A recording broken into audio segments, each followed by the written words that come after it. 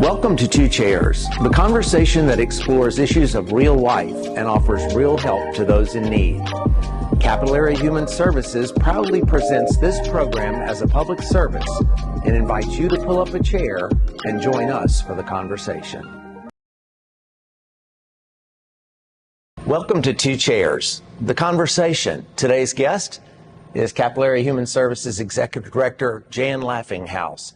Now, Dr. Jan, you have a lot of letters after your name. I'm going to try to recite them. PhD. Yes. LCSW, which is licensed social worker. Yes. Clinical social worker. BACS, what is that? A board-approved clinical supervisor, Okay. which means I can supervise little baby social workers. All right. And then LAC. Licensed addictions counselor. Okay. And just recently you've earned new letters to add to that. Yes, I am a certified clinical supervisor, which means that I can supervise little baby substance abuse counselors. All right. So when you were young, when did you feel the calling to be a social worker or work with people like you do? I think I have always been a helper. It was just something that was organic. When I was a little girl and I was on the playground and somebody was crying, I was the one with my arm around them, taking them to the teacher, you know. And I just always had this burden for people who are in distress. Not only people, animals. If you were hurting, I was attracted to. And so how did you pursue that as you grew up? How did it come to be? It started off with wanting to be a psychologist. I, from the age of 11, I said, I'm going to pursue psychology. And when I got into college, the social work professor there actually said, well, I didn't see your application. And I was like, well, I didn't apply for social work. And he said, I don't know why you didn't, because you're a social worker. You're not a psychologist. And I thought, oh, kind man, I've been wanting to be a psychologist since I was 11. And it turned out that he was right. When I got into social work, I was home. I didn't pursue social work into my master's, but I was home when I got into social work. All the principles of the profession, you know, the social justice, the meaning of relationships, the person and environment, studying context, that's social work. And social work is not just what I do at work, it is who I have become. Yeah. And who helped you along the way? Because you talked earlier about, as you've even earned your additional credentials, you're going to be that person, that professional in someone's life that they become the future Dr. Jan. Right. Who are some of the people that are instrumental for you? Well, I've had a couple of people who shaped me, you know, a lot of clinical supervisors. Deborah Lee, she helped me when I first got into addictions at the VA. And then I had two Susans, one of them, Dr. Susan Stewart, who used to call herself my PhD mom, because she helped me through that, that process. But one of the persons I would say who was most influential in developing me as a professional, not a clinician, but as a professional and understanding how organizations work to really empower people, would be Craig Thomas. And Craig and I met in the early 2000s, and she became my mentor, and she became a friend. And Craig shaped a lot of my ideals about social justice, if you can believe it or not. And you would think that this older Caucasian woman would be very different from this younger African American woman. Craig was actually old enough to be my mom. And for us to become friends and connect on the ideals that we did, it was shocking to a lot of people around us, but it really just worked. And she really did take me under her wing. And you know, she transitioned into eternity in 2015. And the thing that makes me sad is that she never saw me get here, but she certainly was one of the many people who prepared me to be here. What did she see in you? Did she tell you that she thought you were going to be a great social worker? She would just say, you're gifted. you're gifted in the way that you connect to people. And I believe that what she saw was my genuine love for people.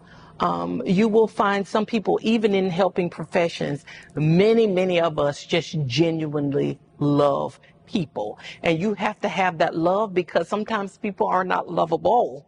And she just taught me great respect for anybody. Craig was the one that says, when you go into the agency, you learn the names of the housekeeper.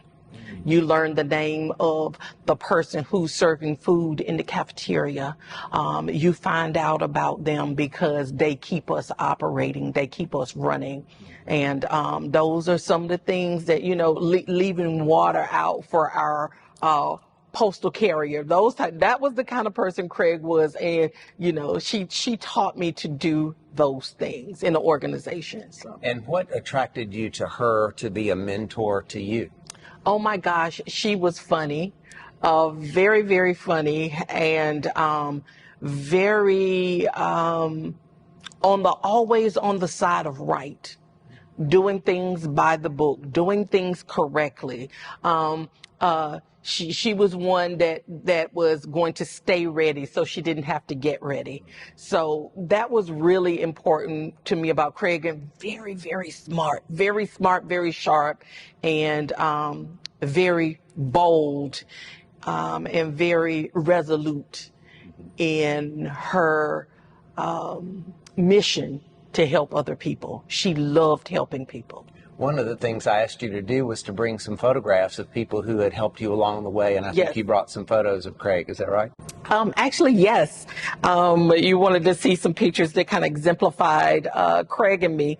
Well, this is one of Craig and me from early 2000s. I still had braces back then, and I don't know which graduate degree I was working on at the time, but we were sitting in the Serenity Garden of the place called Mary's House that we ran in North Carolina.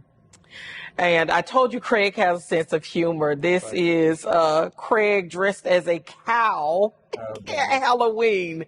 But yeah, she is just wonderful, just a light.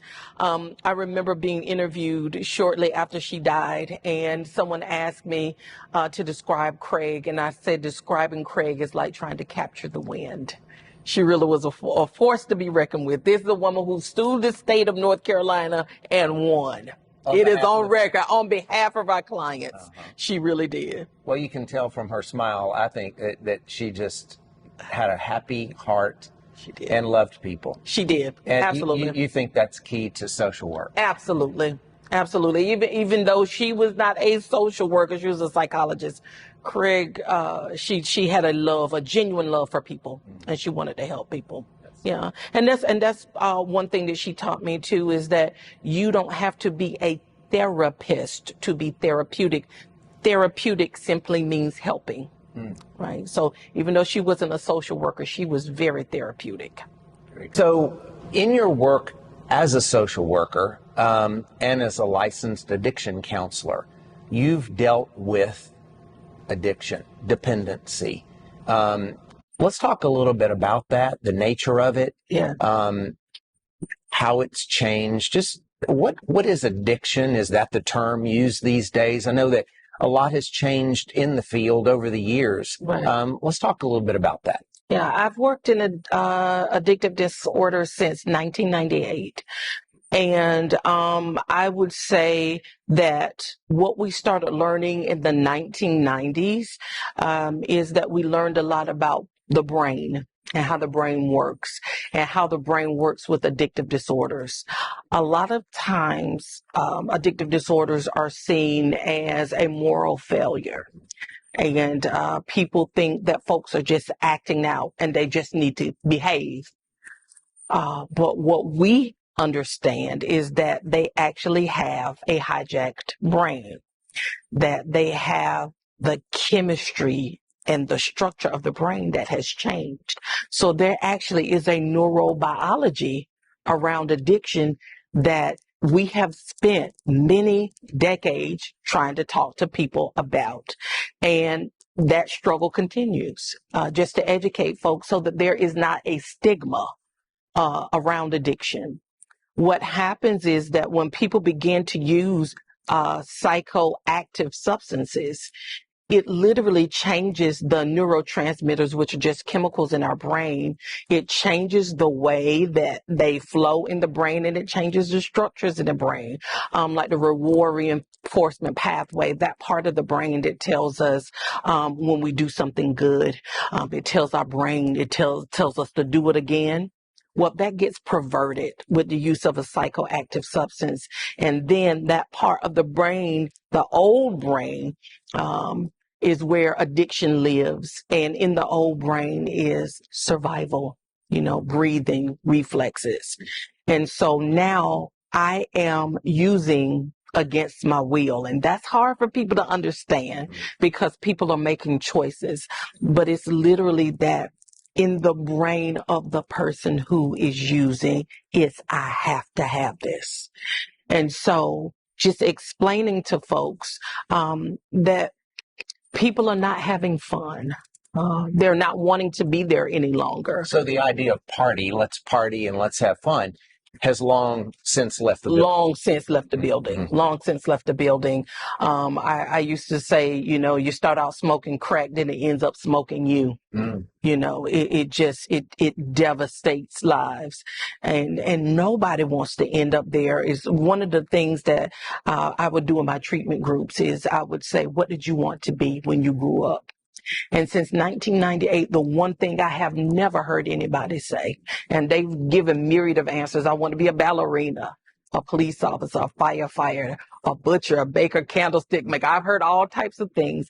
I have never heard someone say, I want to be addicted, that I wanted this life for myself, that I set out on this course. It's just so many factors that go into it, and we have to educate people about it. So when they begin to use substances, that they make educated choices, informed choices about it. And speaking of education, there are a lot of people who are highly educated who find themselves in trouble with drugs, alcohol. Absolutely. And so does that go to what you were talking about? It's not a logical thing. You're not going to go on a path and then be able to logic your way out of it. Absolutely not. Okay. If it could, I treated a psychiatrist and his daughter who was a nurse. These are people with educations. These are people with credentials. And if anybody could logic themselves out, I've treated social workers. I've treated, people from all stripes and strains, people in ministry. And so, if you could love your way out of, and also if the families could love folks out of addiction, if you could guilt people out of addiction, if you could scare people out of addiction, it would be done. I saw you do a workshop recently, and you put a person in the middle of a group. Yes. And you talked about the life raft or being on the raft. Yes. Can you talk about that? I thought that was an interesting analogy. Yes. So one of my professors, Dr. Perky, did this exercise, and it was one of the most graphic presentations that I saw of addiction. And what he did was he had some of us representing family members, and the raft represented our lives together. And then we had one identified patient, which was the person who was using, and he gave the family instructions: do not let her get off the raft, because if she does, she's dead, right? Is representing addiction, killing someone. And he said, you can do anything you want to. The only thing you can't do is touch her, right? Because we can't control the person who is in active addiction. And he turned to my classmate who was playing the person who had an addictive disorder, and he gave her one instruction: get off the raft. And so when he said go, we all began running around that raft, right? And he will holler out, everybody's on the same side, you're about to capsize, spread out. No, you can't grab her. And it was nerve-wracking because we wanted to grab her and save her. She was about to step off the edge, and we were powerless. And in the meantime, we were wrecking our own lives. We weren't attending to what was going on, and we were about to tip over the entire raft. That is literally a description of addiction. Addiction is a family disease. Now, you might have the person who is using, but the using leaves feelings on everybody, and it affects all of the family dynamics. And that's why we say that the entire family needs treatment. Yeah, it sounded like not only was the client or the person using desperate to get off the raft. In this case, maybe even in a recovery, they're desperate to change. They're desperate to find their lives again. Absolutely. But also their family members are desperate. They're desperate to help. They're desperate for the person to get help. And yet we know that recovery is not a one and done thing. That's right. And so talk about the patience, not patience as in people, but the patience that we have to have, whether we're in it or whether we're family members, to stay on the raft and to float it out. I know so many people just become so frustrated. They're stolen from. Yes. They've seen a loved one lose everything. Yeah. And they feel completely helpless. Yeah. And so how do you counsel that out? Well, What are some of the tools that a person can use these days to help with that? Well, one of the things is education, right? So we talk about the changes in the brain, and we actually show people the changes in the brain. There are slides that I use that show the activity of a typical brain that has no substance use, and then that shows the activity of a brain that has substance use, that has been affected by whatever chemical that I'm showing on the slide. And then I show, 10 days of abstinence, 90 days of abstinence. And then I show them that brain looks nothing like that brain that has not been affected by substance use. There is literally a healing process that has happened internally with the brain. And then depending on the substance, I talk to them about the fact that some of the injury may not be recovered, particularly with people who have long-term use of alcohol. There can be brain damage that is never recovered. And we're talking about a wet brain, folks who have used alcohol for a long period of time, 3 years on the outside for that brain to heal and recover, if it is going to get anywhere near to the functioning it was before. So educating them and then giving them tools to cope. Here again, so this person is receiving treatment. Receive your own treatment. There are support groups you can go to, but it starts with education so that they understand that, yeah, these things happen. Talk to them about cravings. Talk to them why relapse is a possibility and why it's so difficult, particularly in early recovery, anything less than a year. But when they get into that early recovery, that the amygdala, the emotional seat of the brain it's deep in the middle of the brain, is shaped like an almond, and it's very excitable.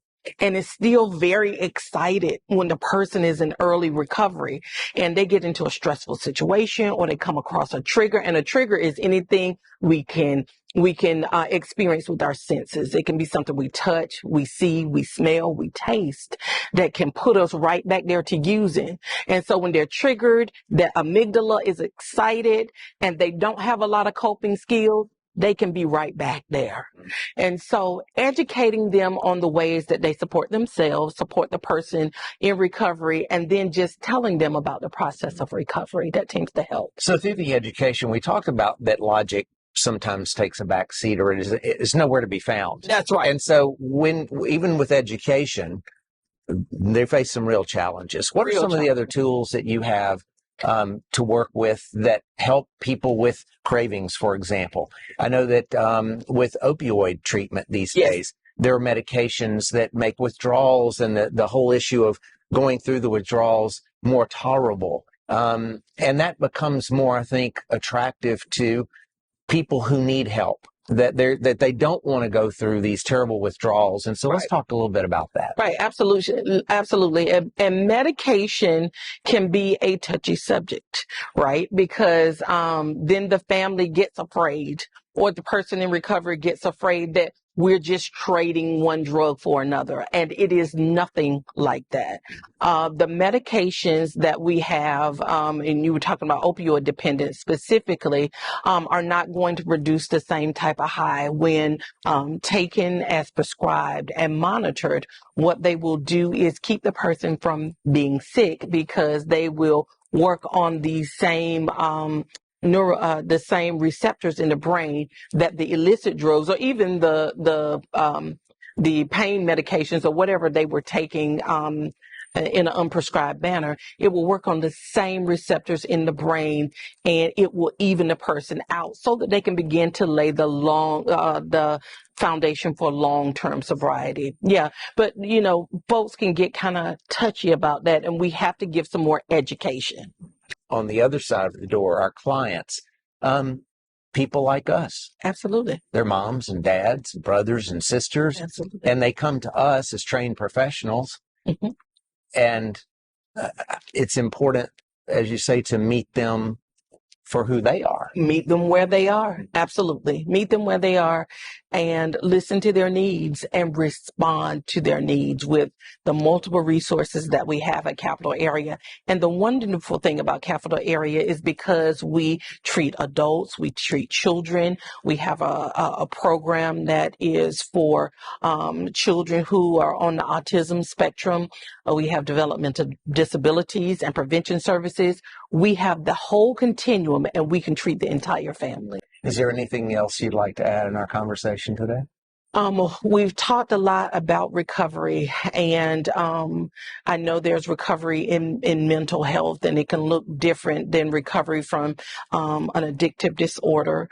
But one of the things I want everybody to remember about folks in recovery is that they're not bad people trying to become good people. They're sick people trying to become well.